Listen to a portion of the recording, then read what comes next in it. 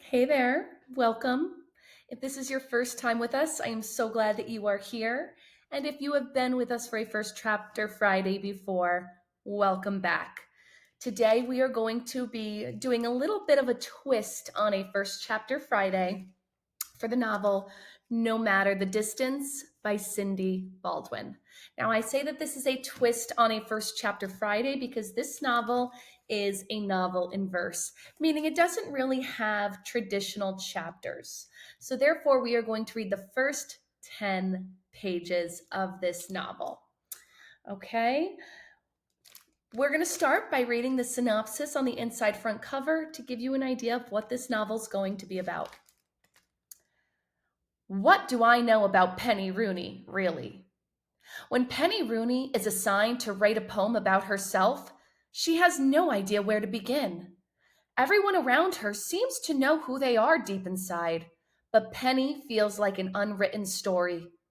Then one day, while swimming in the creek behind their house, Penny and her sister spot something impossible: a dolphin, far from its saltwater home. Penny connects immediately with the dolphin, who she names Rose. It turns out Rose is sick. She has a lung infection, just like the infections Penny gets because of her cystic fibrosis. When Penny's cystic fibrosis spirals out of control, she takes solace in her bond with Rose. But Penny might be the only one who can get the dolphin home.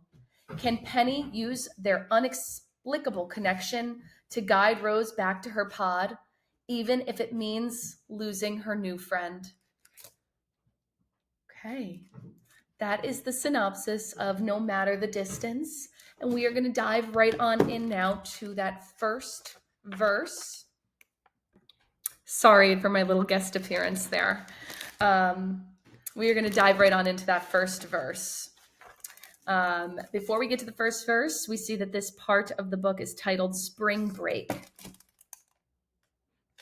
The first verse is titled Sixth Grade. By halfway through the year, I'm used to the changes of sixth grade. No more all-day elementary school classroom with my name taped to a desk. Now I have a schedule to remember, a locker combination, a different teacher every hour. But some things are just the same as last year, like the way the whole school buzzes with electric energy the day before spring break. The assignment. In English class, Miss Vernon gives us the assignment 10 minutes before the final bell.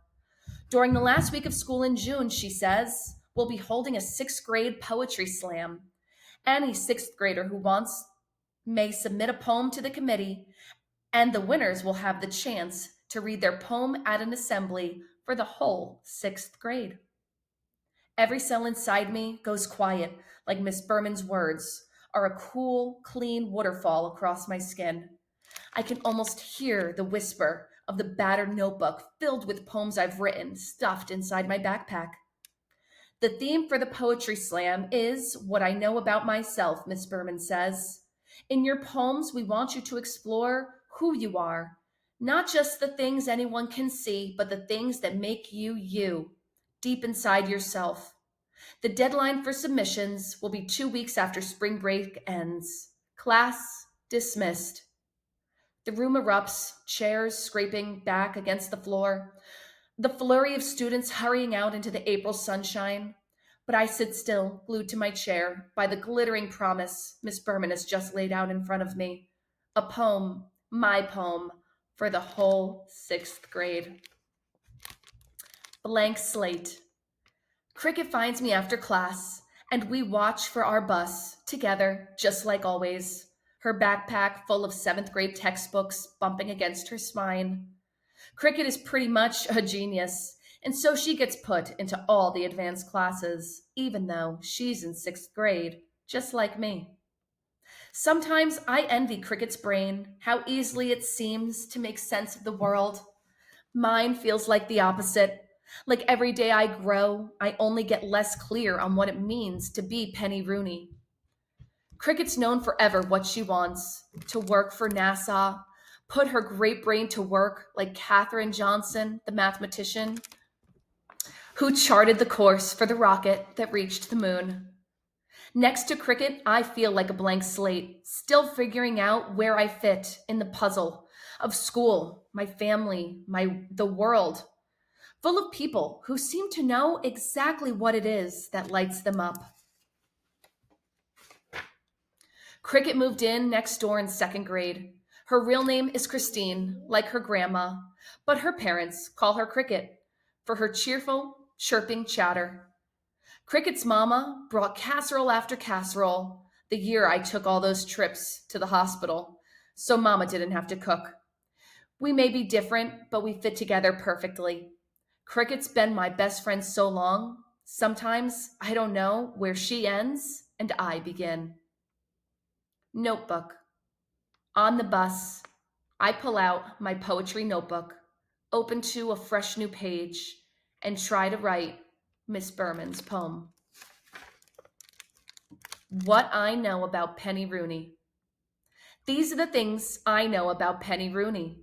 Small girl, all bones, and points with brown hair and eyes.